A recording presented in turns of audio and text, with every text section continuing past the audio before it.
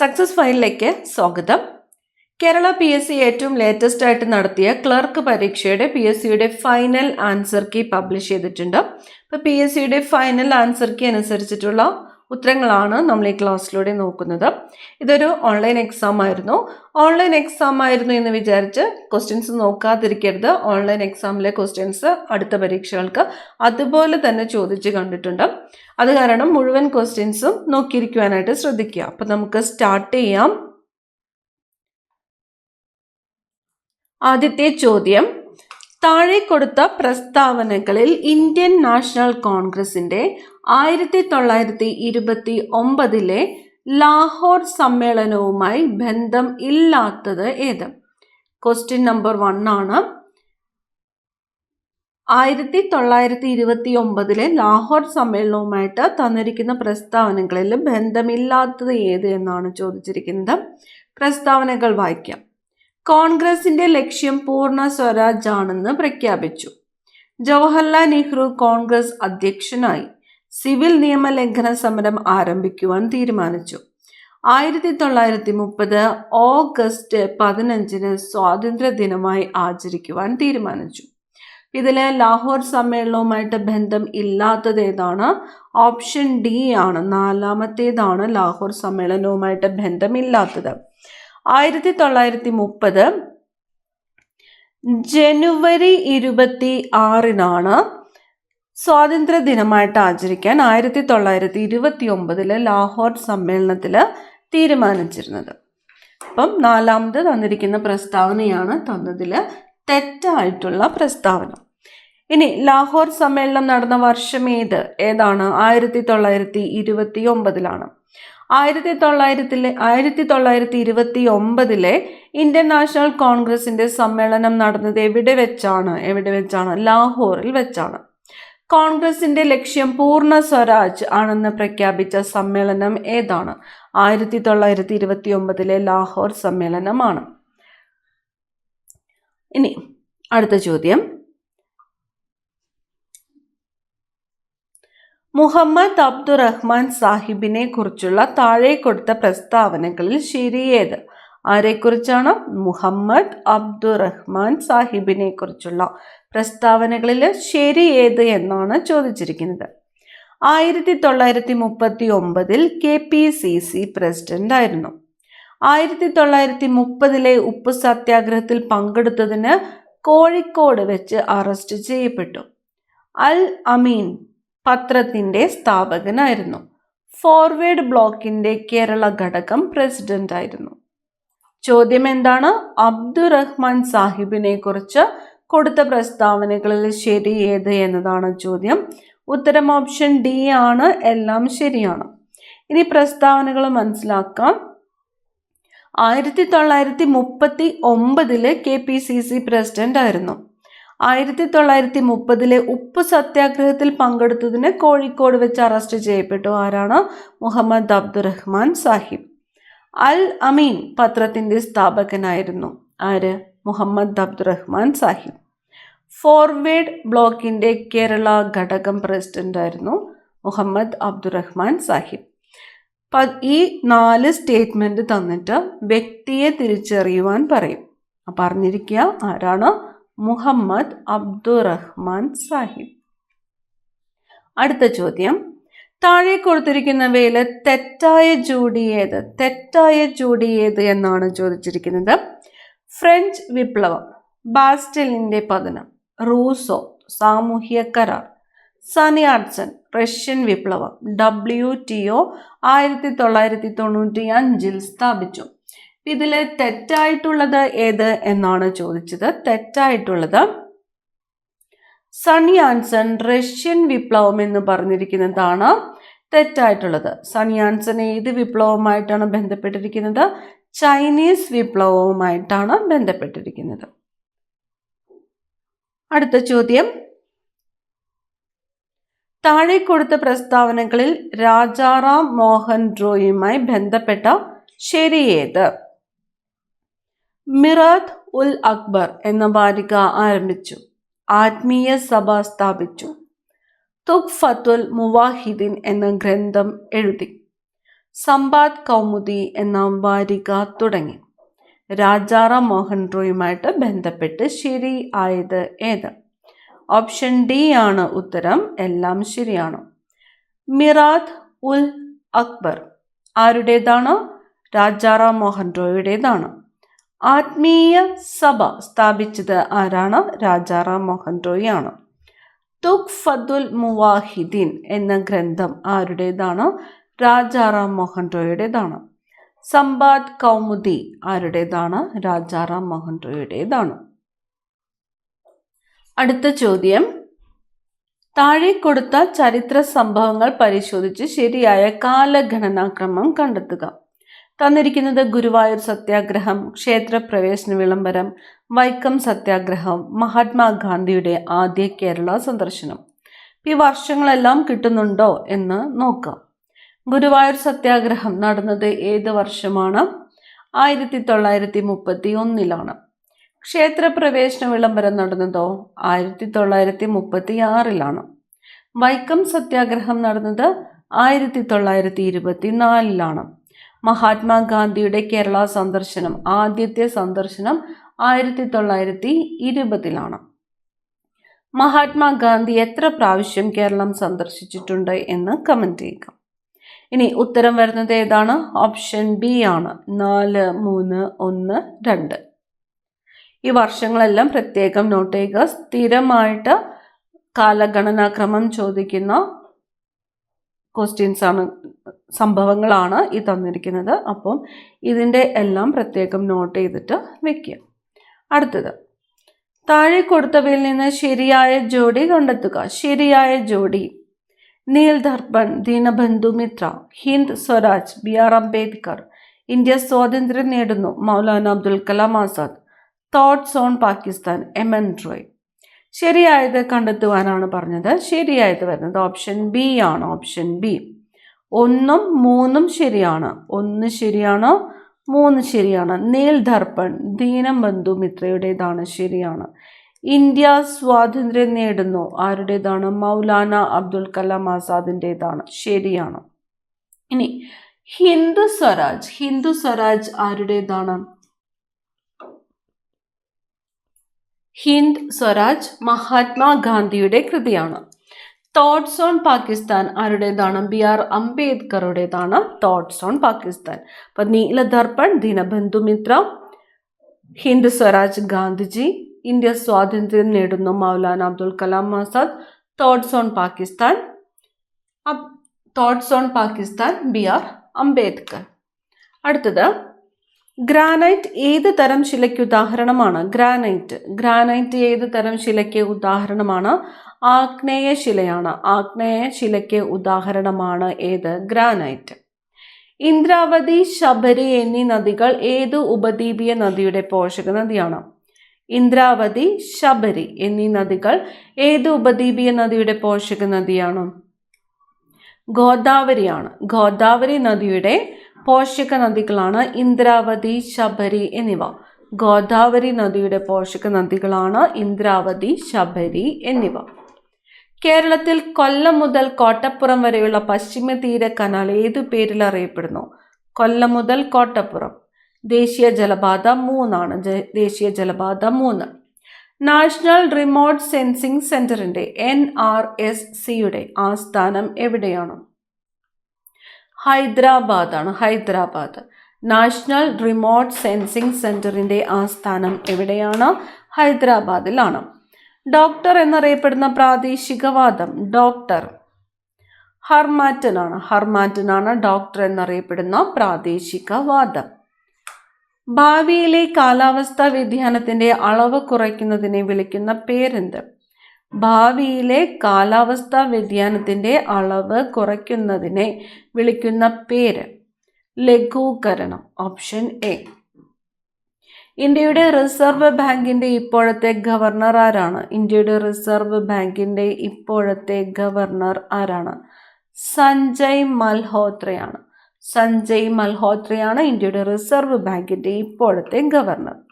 താഴെ കൊടുത്തിട്ടുള്ളവയിൽ പ്രത്യക്ഷ നികുതിക്ക് ഉദാഹരണം. പ്രത്യക്ഷ നികുതി ഉദാഹരണം വരുമാന നികുതി പ്രത്യക്ഷ നികുതിക്ക് ഉദാഹരണമാണ്. വരുമാന നികുതി. നബാർഡ് സ്ഥാപിതമായ വർഷം. നബാർഡ് 1982 നബാർഡ് സ്ഥാപിതമായത്. നബാർഡ് സ്ഥാപിതമായ വർഷം ഏതാണ്? 1982. ഇപ്പോഴത്തെ ലോക ബാങ്ക് പ്രസിഡന്റ് ആരാണ്? ഇപ്പോഴത്തെ ലോക ബാങ്ക് പ്രസിഡന്റ് അജയ് ഭംഗയാണ്. ഇപ്പോഴത്തെ ലോക ബാങ്കിന്റെ പ്രസിഡന്റ് ആരാണ്? അജയ് ഭംഗ. ഇന്ത്യയിൽ ആദ്യത്തെ ഔദ്യോഗിക സെൻസസ് നടന്ന വർഷം. ഇന്ത്യയിലെ ആദ്യത്തെ ഔദ്യോഗിക സെൻസസ് നടന്നത് 1881. 1881 ഇന്ത്യയിലെ ആദ്യത്തെ ഔദ്യോഗിക സെൻസസ് നടന്നത്. സുവർണ വിപ്ലവം എന്തുമായിട്ട് ബന്ധപ്പെട്ടിരിക്കുന്നു? സുവർണ വിപ്ലവം എന്തുമായിട്ടാണ് ബന്ധപ്പെട്ടിരിക്കുന്നത്? ഹോർട്ടിക്കൾച്ചറാണ്. ഹോർട്ടിക്കൾച്ചർ.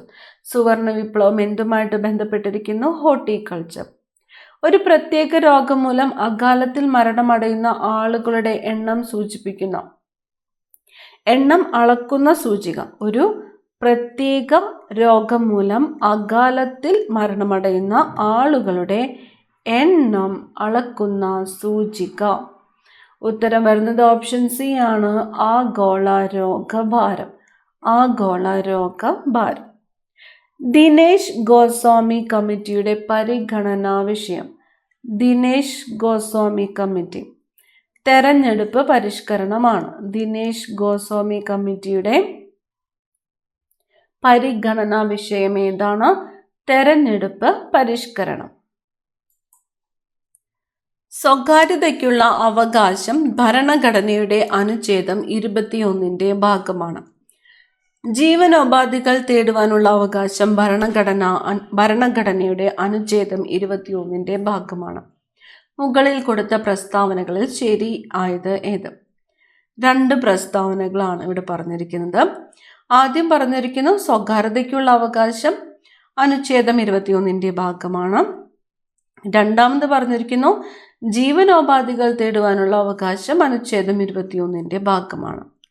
ഉത്തരം ഓപ്ഷൻ ഡി ആണ്. 1ഉം 2ഉം ശരിയാണ്. ഈ 2ഉം അനുച്ഛേദം 21 ഭാഗമാണ്.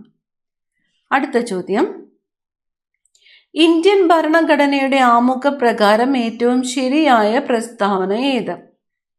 ഓപ്ഷൻ ബി ആണ് ഉത്തരം. ഇന്ത്യ ഒരു പരമാധികാര, സോഷ്യലിസ്റ്റ്, മതേതര, ജനാധിപത്യ റിപ്പബ്ലിക്കാണ്. പരമാധികാര, സോഷ്യലിസ്റ്റ്, മതേതര, ജനാധിപത്യ റിപ്പബ്ലിക്കാണ്. അടുത്തത്, ഭരണകക്ഷിയിലെ അംഗങ്ങൾ മാത്രം അധ്യക്ഷനാകുന്ന പാർലമെന്ററി കമ്മിറ്റി. ഭരണകക്ഷിയിലെ അംഗങ്ങൾ മാത്രം അധ്യക്ഷനാകുന്ന പാർലമെന്ററി കമ്മിറ്റി ആണ് എസ്റ്റിമേറ്റ് കമ്മിറ്റി. ഓപ്ഷൻ എ ആണ് ഉത്തരം. Estimate committee. ഭരണകക്ഷിയിലെ അംഗങ്ങൾ മാത്രം അധ്യക്ഷനാകുന്ന പാർലമെന്റ് കമ്മിറ്റിയാണ് എസ്റ്റിമേറ്റ് കമ്മിറ്റി. സെൻട്രൽ വിസ്ത പദ്ധതി ബന്ധപ്പെട്ടിരിക്കുന്നത്. പദ്ധതിയുടെ പേര് സെൻട്രൽ വിസ്ത. പാർലമെന്റ് സമുച്ചയ നിർമ്മാണമാണ്. പാർലമെന്റ് സമുച്ചയ നിർമ്മാണം. സെൻട്രൽ വിസ്ത പദ്ധതി ബന്ധപ്പെട്ടിരിക്കുന്നത് പാർലമെന്റ് സമുച്ചയ നിർമ്മാണം. അടുത്തത്, ഭരണഘടനാ ദിനമായിട്ട് ആചരിക്കുന്നത്. ഭരണഘടനാ ദിനം എന്നാണ്? ഓപ്ഷൻ എ ആണ് ഉത്തരം. നവംബർ 26 ഭരണഘടനാ ദിനമായിട്ട് ആചരിക്കുന്നത്. നവംബർ 26. പഞ്ചായത്ത് രാജ് സംവിധാനത്തിന് ഭരണഘടനാ പദവി നൽകിയ കമ്മിറ്റി ഏതാണ്? പഞ്ചായത്ത് രാജ് സംവിധാനത്തിന് ഭരണഘടനാ പദവി നൽകിയ കമ്മിറ്റി ഏതാണ്? തുങ്കൻ കമ്മിറ്റിയാണ്. തുങ്കൻ കമ്മിറ്റിയാണ് പഞ്ചായത്ത് രാജ് സംവിധാനത്തിന് ഭരണഘടനാ പദവി നൽകിയ കമ്മിറ്റി. തുങ്കൻ കമ്മിറ്റി. പെൺകുട്ടികൾക്ക് സ്വയം രക്ഷയ്ക്കായി ആയോധന കലകളിൽ പരിശീലനം നൽകി ആത്മവിശ്വാസം വളർത്തുന്നതിനായി വിദ്യാഭ്യാസ വകുപ്പ് നടപ്പിലാക്കുന്ന പദ്ധതി. ആർക്കാണ് പെൺകുട്ടികൾക്ക് സ്വയരക്ഷയ്ക്കായിട്ട് ആയോധന കലകളിൽ പരിശീലനം നൽകി ആത്മവിശ്വാസം വളർത്തുന്നതിനായിട്ട് വിദ്യാഭ്യാസ വകുപ്പ് നടപ്പിലാക്കുന്ന പദ്ധതിയാണ് കരുത്ത്. കരുത്ത്. പദ്ധതിയുടെ പേര് കരുത്ത്. അടുത്ത ചോദ്യം, താഴെ പറയുന്നവയിൽ സംസ്ഥാന പബ്ലിക് സർവീസ് കമ്മീഷനുമായി PSCയുമായി യോജിക്കുന്ന പ്രസ്താവനകൾ ഏത്? യോജിക്കുന്നതാണ് ചോദിച്ചിരിക്കുന്നത്. ഇന്ത്യൻ ഭരണഘടനയുടെ 315 വകുപ്പിലാണ് സംസ്ഥാന പബ്ലിക് സർവീസ് കമ്മീഷനെ കുറിച്ച് പ്രതിപാദിക്കുന്നത്. സംസ്ഥാന പബ്ലിക് സർവീസ് കമ്മീഷൻ ചെയർമാനെയും മറ്റ് അംഗങ്ങളെ നിയമിക്കുന്നത് ഗവർണറാണ്. സംസ്ഥാന പബ്ലിക് സർവീസ് കമ്മീഷൻ ചെയർമാന്റെ കാലാവധി 5 വർഷമാണ്. ചോദ്യം എന്താണ്? ശരിയായിട്ടുള്ളത് ഏത് എന്നതാണ് ചോദ്യം. ഉത്തരം വരുന്നത് ഓപ്ഷൻ ബി ആണ്. 1 ശരിയാണ്, 2 ശരിയാണ്. ഇന്ത്യൻ ഭരണഘടനയുടെ 315 വകുപ്പിലാണ് സംസ്ഥാന പബ്ലിക് സർവീസ് കമ്മീഷനെ കുറിച്ച് പ്രതിപാദിക്കുന്നത്. ശരിയാണ്. PSC കുറിച്ച് പ്രതിപാദിക്കുന്ന ഭരണഘടനാ വകുപ്പ് ഏത് എന്ന് ചോദിച്ചാൽ ഏതാണ്? വകുപ്പ് 315 ആണ്. സംസ്ഥാന പബ്ലിക് സർവീസ് കമ്മീഷനെയും കമ്മീഷൻ ചെയർമാനെയും മറ്റ് അംഗങ്ങളെ നിയമിക്കുന്നത് ആര് എന്ന് ചോദിച്ചാലോ? ഗവർണറാണ്. ഇതിൽ തെറ്റായിട്ടുള്ള പ്രസ്താവനയാണ് സംസ്ഥാന പബ്ലിക് സർവീസ് കമ്മീഷൻ ചെയർമാന്റെ കാലാവധി 5 വർഷമാണ് എന്നത്. കാലാവധി 6 വർഷമാണ്. 6 വർഷം അല്ലെങ്കിൽ 62 വയസ്സ് തികയുന്നത് വരെ. ഇതിൽ ആദ്യം വരുന്നത് ഏതാണ് അതനുസരിച്ചായിരിക്കും കാലാവധി വരുന്നത്. 6 വർഷം അല്ലെങ്കിൽ 62 വയസ്സ് ആകുന്നത് വരെ. ഇതിലേതാണ് ആദ്യം വരുന്നത് അത്. അടുത്തത്, കേരള സംസ്ഥാന തണ്ണീർത്തട അതോറിറ്റിയുടെ ചെയർമാൻ ആരാണ്? തണ്ണീർത്തട അതോറിറ്റിയുടെ ചെയർമാൻ പരിസ്ഥിതി വകുപ്പ് മന്ത്രിയാണ്. പരിസ്ഥിതി വകുപ്പ് മന്ത്രിയാണ് കേരള സംസ്ഥാന തണ്ണീർത്തട അതോറിറ്റിയുടെ ചെയർമാൻ. പരിസ്ഥിതി വകുപ്പ് മന്ത്രി. 2024 പാരീസ് ഒളിമ്പിക്സിൽ ഹോക്കിയിൽ വെങ്കല മെഡൽ നേടിയ മലയാളി താരം ആരാണ്? ഹോക്കിയിൽ വെങ്കല മെഡൽ നേടിയ മലയാളി താരം PR ശ്രീജേഷ് ആണ്. PR ശ്രീജേഷ്.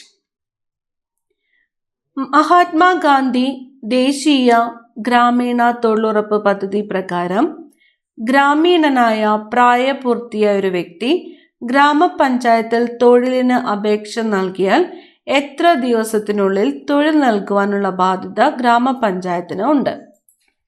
ഓപ്ഷൻ സി ആണ് ഉത്തരം. 15 ദിവസമാണ്. 15 ദിവസം.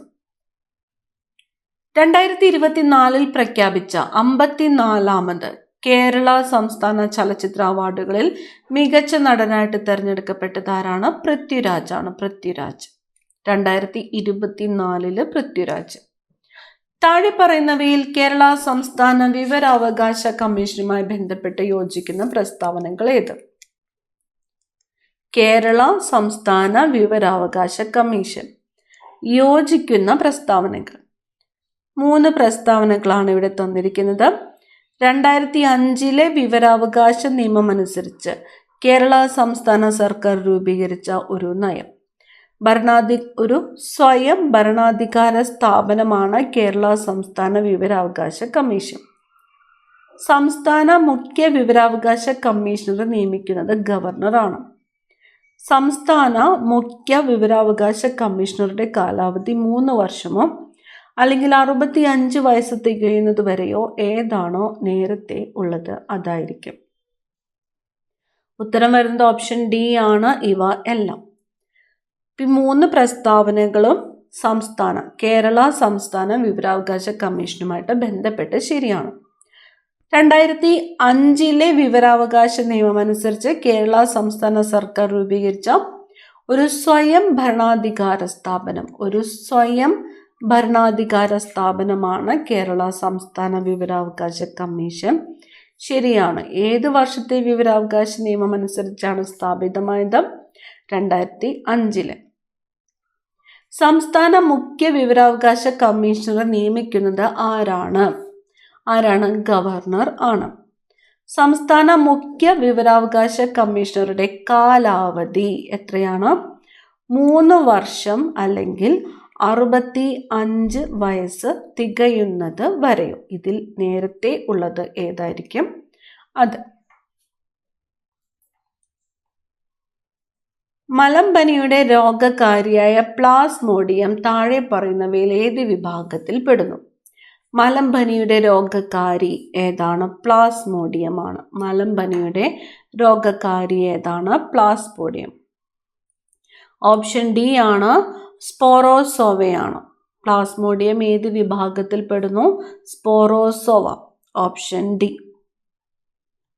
രക്തം കട്ട പിടിക്കുവാൻ സഹായിക്കുന്ന പ്രോട്ടീനുകളുടെ ഉൽപാദനത്തെ നിയന്ത്രിക്കുന്ന ജീനുകൾക്ക് വൈകല്യം സംഭവിച്ച് പ്രോട്ടീൻ ഉൽപാദനം തകരാറിലാകുന്ന ജനിതക രോഗം.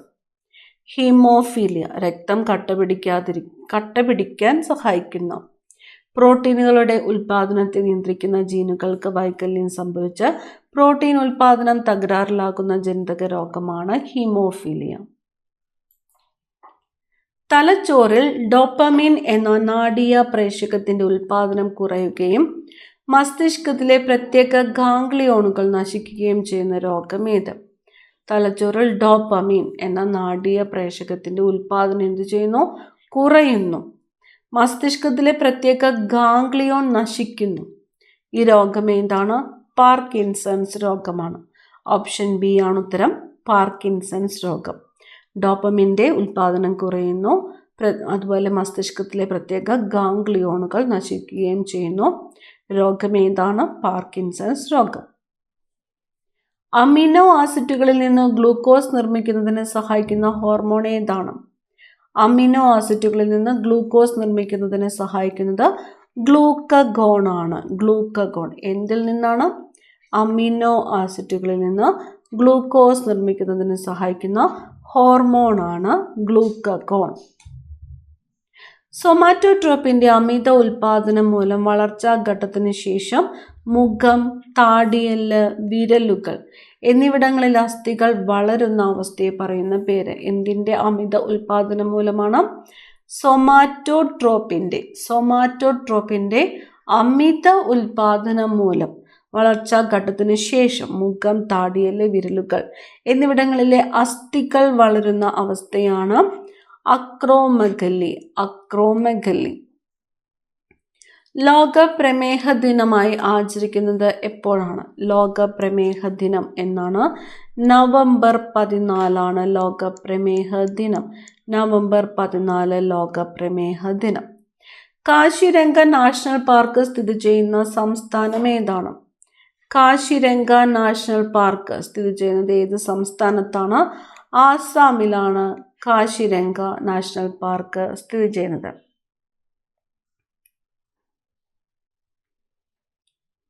സൈലന്റ് സ്പ്രിംഗ് എന്ന പ്രസിദ്ധ പുസ്തകം രചിച്ചതാര്? പുസ്തകത്തിന്റെ പേര് സൈലന്റ് സ്പ്രിംഗ് അല്ലെങ്കിൽ നിശബ്ദ വസന്തം. ഈ ബുക്ക് രചിച്ചത് ആരാണ്?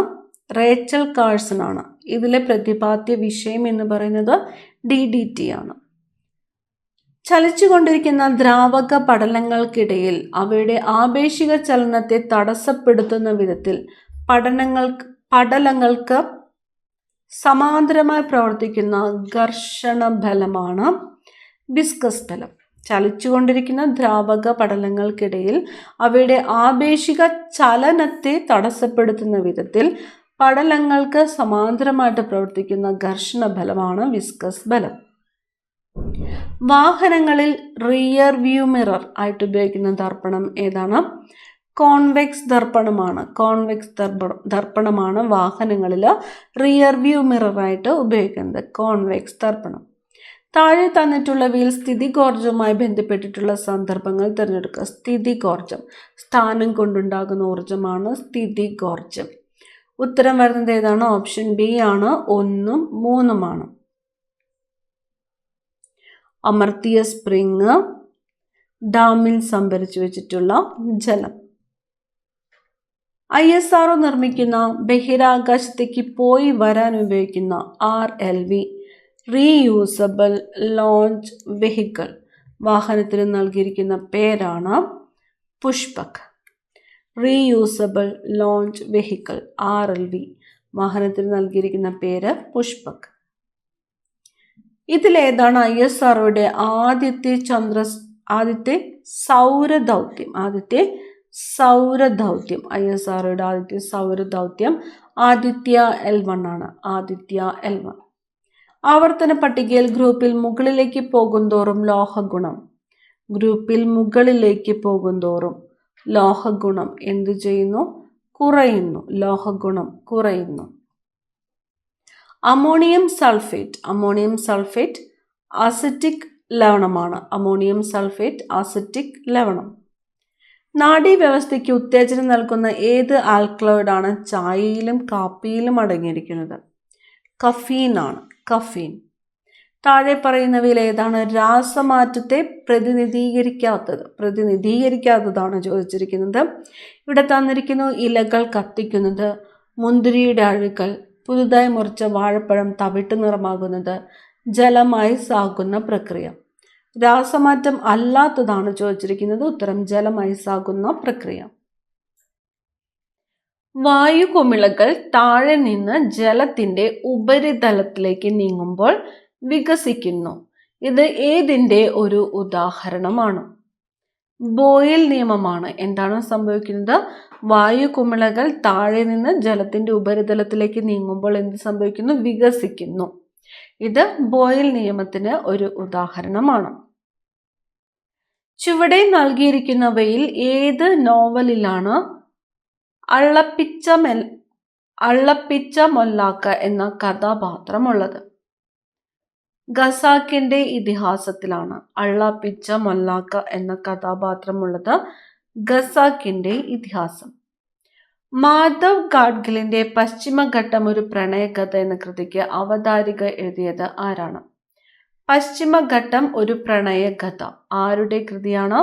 മാധവ് ഗാഡ്ഗിലിന്റെ കൃതിയാണ് പശ്ചിമഘട്ടം ഒരു പ്രണയകഥ എന്നത്.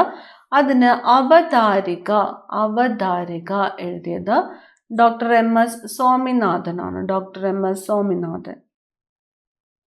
കേരളത്തിൽ ആദ്യമായി ISO സർട്ടിഫിക്കേഷൻ ലഭിച്ച റെയിൽവേ സ്റ്റേഷൻ ഏതാണ്?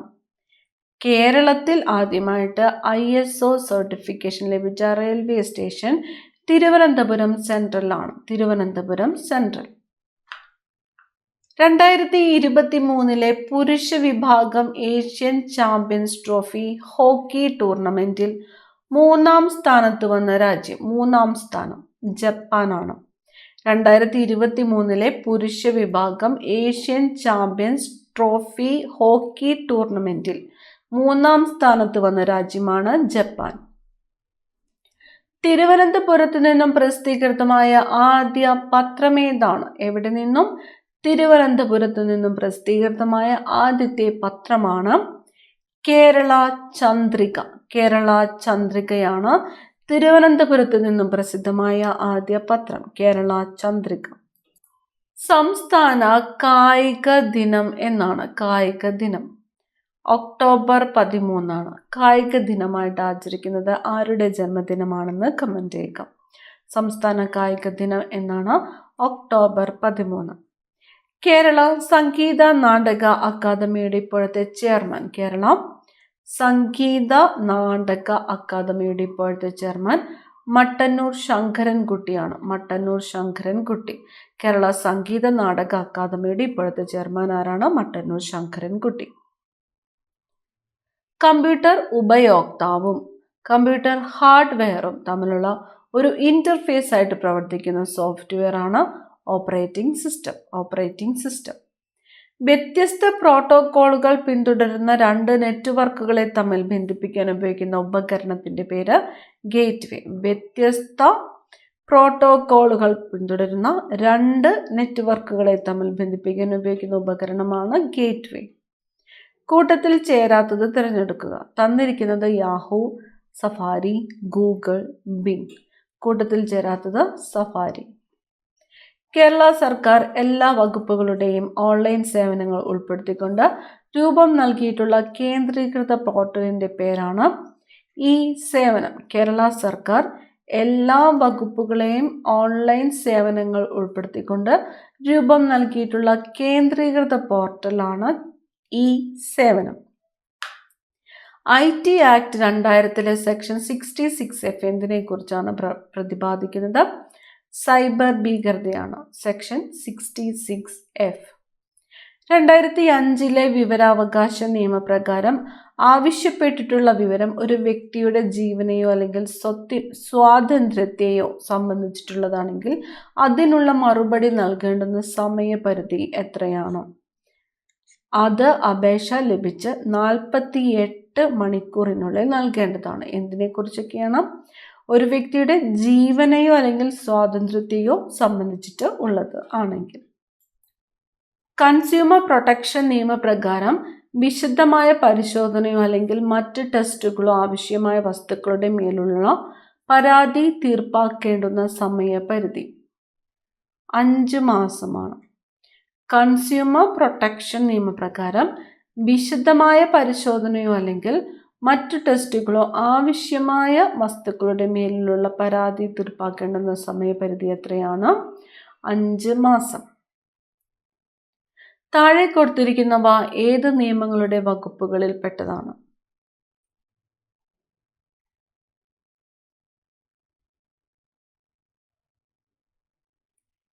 പങ്കാളിയുടെ വീട്ടിൽ നിന്നും ഇറക്കിവിടൽ ഭീഷണി നേരിടുന്ന ഇന്ത്യയിലെ സ്ത്രീകൾക്ക് ആദ്യമായി ലഭിക്കുന്ന പരിരക്ഷയാണ് നിയമം പ്രദാനം ചെയ്യുന്നത്. ഗാർഹിക പീഡനത്തിനിരയായവരുടെ ജോലി സ്ഥലത്ത് പ്രവേശിച്ചോ വിദ്യാലയത്തിൽ ചെന്നോ ഇത്തരത്തിൽ പീഡനങ്ങൾ ആവർത്തിക്കുന്നതിനെയും വിലക്കാം. ഗാർഹിക അതിക്രമങ്ങൾക്കിരയാകുന്നവരെ സഹായിക്കുകയോ അഭയം നൽകുകയോ ചെയ്യുന്ന ബന്ധുക്കളെയോ മറ്റുള്ളവരെയോ പീഡിപ്പിക്കുന്നതിൽ നിന്നും എതിർകക്ഷികളെ കോടതിക്ക് വിലക്കാം. പരാതിക്കാരിക്ക് നിയമപരമായ അവകാശമുണ്ടെങ്കിലും ഇല്ലെങ്കിലും എതിർകക്ഷിക്കൊപ്പം പങ്കുപാർത്ത വീട്ടിൽ നിന്നും ഒഴിപ്പിക്കുകയോ താമസിക്കുന്നതിൽ ശല്യം ചെയ്യുകയോ ചെയ്യുന്നതിനെ വിലക്കി ഉത്തരവിടാൻ ഈ നിയമപ്രകാരം മജിസ്ട്രേറ്റിന് അധികാരമുണ്ട്. ഉത്തരം ഓപ്ഷൻ ഡി ആണ്. 1, 2, 3, 4 ഗാർഹിക അതിക്രമങ്ങളിൽ നിന്നും സ്ത്രീകളെ സംരക്ഷിക്കുന്ന നിയമം. താഴെ കൊടുത്തിരിക്കുന്നവയിൽ ശരിയല്ലാത്ത പ്രസ്താവന. ശരിയല്ലാത്തതാണ് ചോദിച്ചിരിക്കുന്നത്. പോക്സോ കേസ് രജിസ്റ്റർ ചെയ്യപ്പെട്ടാൽ സ്പെഷ്യൽ കോടതികളിൽ വെച്ചാണ് വിചാരണ നടത്തേണ്ടത്. കുട്ടികളുടെ പോണോഗ്രാഫിക് ചിത്രങ്ങൾ കാണുന്നത് കുറ്റകരമാണ്. കുട്ടിയുടെ തെളിവ് റെക്കോർഡ് ചെയ്യുന്ന സ്പെഷ്യൽ കോടതി ആ കുറ്റകൃത്യം നടപടിക്കെടുത്ത് 45 ദിവസത്തിനുള്ളിൽ കുട്ടിയുടെ തെളിവ് രേഖപ്പെടുത്തേണ്ടതും അത് വൈകുകയാണെങ്കിൽ അതിനുള്ള കാരണം സ്പെഷ്യൽ കോടതി രേഖപ്പെടുത്തേണ്ടതുമാണ്. കുട്ടികൾക്കെതിരായിട്ടുള്ള അതിക്രമങ്ങൾ അവരുടെ സംരക്ഷണ ചുമതലയുള്ളവരിൽ നിന്നായാൽ ശിക്ഷയുടെ കാഠിന്യം കൂടും. ശരിയല്ലാത്ത പ്രസ്താവനയാണ് ചോദിച്ചത്. ശരി അല്ലാത്തത് ഓപ്ഷൻ സി ആണ്. പോക്സോ കേസ് രജിസ്റ്റർ ചെയ്യപ്പെട്ടാൽ സ്പെഷ്യൽ കോടതികളിൽ വെച്ചാണ് വിചാരണ നടത്തേണ്ടത്. ശരിയാണ്. കുട്ടികളുടെ പോണോഗ്രാഫിക് ദൃശ്യങ്ങൾ കാണുന്നത് കുറ്റകരമാണ്. ശരിയാണ്. കുട്ടികൾക്കെതിരായുള്ള അതിക്രമങ്ങൾ അവരുടെ സംരക്ഷണ ചുമതലയുള്ളവരിൽ നിന്നായാലും ശിക്ഷയുടെ കാഠിന്യം കൂടും. ശരിയാണ്. താഴെ പറയുന്നവ ഏത് നിയമത്തിന്റെ പ്രധാന സവിശേഷതകളാണ്? പട്ടികജാതി പട്ടികവർഗ വിഭാഗത്തിൽപ്പെട്ടവർക്കെതിരെ നടക്കുന്ന അതിക്രമങ്ങൾ തടയുന്ന നിയമമാണിത്. ഈ ആക്ട് പ്രകാരം പ്രതികൾക്ക് മുൻകൂർ ജാമ്യത്തിന് വ്യവസ്ഥയില്ല.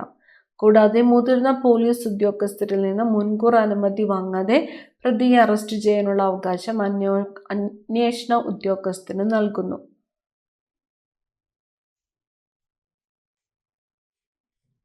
രണ്ടായിരത്തി 2018 പട്ടികജാതി പട്ടികവർഗ ഭേദഗതി നിയമത്തിൽ വരുന്നവയാണ് ഇവ. താഴെ തന്നിട്ടുള്ളതിൽ നിന്ന് ഒപ്റ്റിക്കൽ ക്യാരക്ടർ റെക്കഗ്നൈസേഷൻ അഥവാ OCR optical character recognition OCR ഏത്? ഓപ്ഷൻ ഡി ആണ് ഉത്തരം. 4 സ്കാൻ ചെയ്ത ഡോക്യുമെന്റുകളിൽ നിന്ന് അച്ചടിക്കുന്നതും കൈയെഴുത്തുള്ളതുമായ അക്ഷരങ്ങൾ യാന്ത്രികമായി വേർതിരിച്ചെടുത്ത് മെഷീൻ എൻകോഡഡ് ടെക്സ്റ്റിലേക്ക് മാറ്റിയെടുക്കുന്നതിനുള്ള കമ്പ്യൂട്ടർ സങ്കേതമാണ് ഇത്. OCR. ജനസംഖ്യ അടിസ്ഥാനത്തിലാണ് ഓരോ സംസ്ഥാനങ്ങളിലെയും ലോകസഭാ സീറ്റുകൾ നിശ്ചയിക്കപ്പെട്ടിരിക്കുന്നത്. 5 വർഷമാണ് കാലാവധി. 25 വയസ്സ് കഴിഞ്ഞ് ഏതൊരു ഇന്ത്യൻ പൗരനും ലോകസഭയിലേക്ക് മത്സരിക്കാം. ലോകസഭയിൽ ആകെ അംഗസംഖ്യ 540 ആണ്. 540 പേരെ ലോക്സഭാ മണ്ഡലങ്ങളിൽ നിന്ന് ജനങ്ങളാൽ നേരിട്ട് തിരഞ്ഞെടുക്കുന്നു. മറ്റ് 5 പേരെ ആംഗ്ലോ ഇന്ത്യൻ വിഭാഗത്തിൽ നിന്നും രാഷ്ട്രപതി നാമനിർദ്ദേശം ചെയ്യുന്നു. 18 വയസ്സ് തികഞ്ഞ ഏതൊരു ഇന്ത്യൻ പൗരനും വോട്ട് ചെയ്യാൻ അവകാശമുണ്ട്. മുകളിൽ കൊടുത്തിരിക്കുന്ന പ്രസ്താവനകളിൽ ശരിയായത് ഏത് എന്നാണ് ചോദ്യം. മൂന്നാമത്തേത് ശരിയല്ല. ഇതാണ് ശരിയല്ലാത്തത്. ജനസംഖ്യ അടിസ്ഥാനത്തിലാണ് ഓരോ സംസ്ഥാനങ്ങളിലെയും ലോകസഭയുടെ സീറ്റുകൾ നിശ്ചയിക്കപ്പെട്ടിരിക്കുന്നത്. 5 വർഷമാണ് കാലാവധി. ശരിയാണ്. 25 വയസ്സ് കഴിഞ്ഞ ഏതൊരു ഇന്ത്യൻ പൗരനും ലോകസഭയിലേക്ക് മത്സരിക്കാം. ശരിയാണ്. 18 വയസ്സ് തികഞ്ഞ ഏതൊരു ഇന്ത്യൻ പൗരനും വോട്ട് ചെയ്യാൻ അവകാശമുണ്ട്. ശരിയാണ്. ഇനി വരുന്ന 10 ചോദ്യങ്ങൾ മാത്സ് ക്വസ്റ്റ്യൻസ് ആണ്. ഉത്തരം മാത്രമാണ് പറയുന്നത്. 71ാമത്തെ ചോദ്യം ഉത്തരം option D. 72 option B. 73 option C. 74 option B.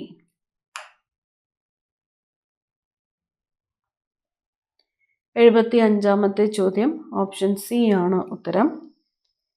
76 option D ആണ് ഉത്തരം. 77 ഓപ്ഷൻ എ ആണ് ഉത്തരം. 78ാമത്തെ ചോദ്യം option C. 79 option A.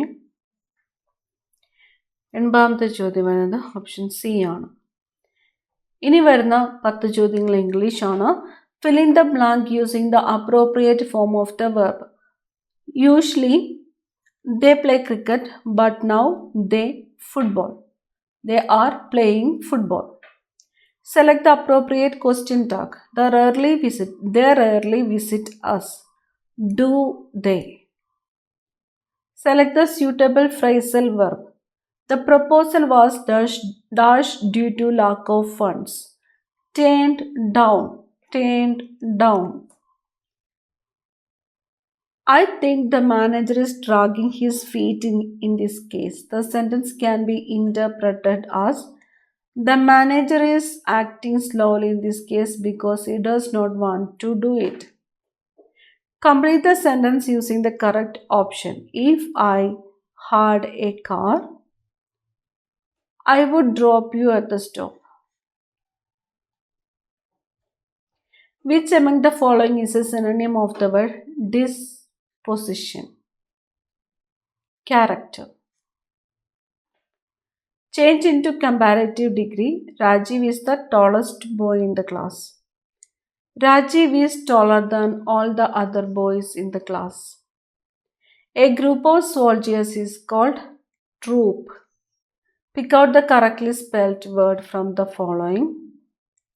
SILHOUETTE.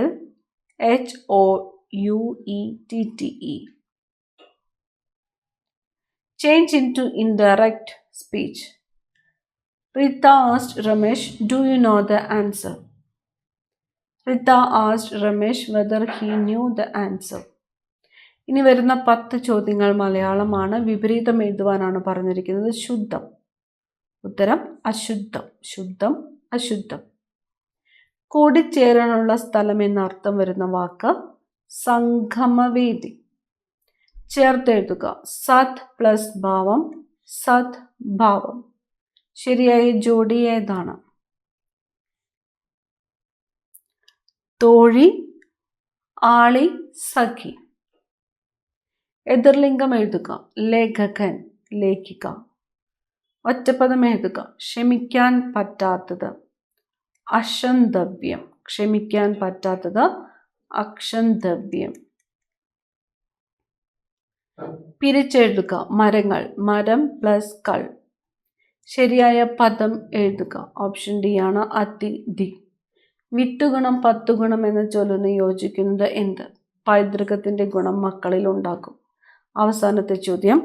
To many crooks spoil the broth എന്നതിന് സമാനമായ പഴഞ്ചൊല്ല് ഏത്? ആള് കൂടിയാൽ പാമ്പ് ചാകില്ല. അടുത്ത ക്ലാസ്സിൽ കാണാം. Thank you.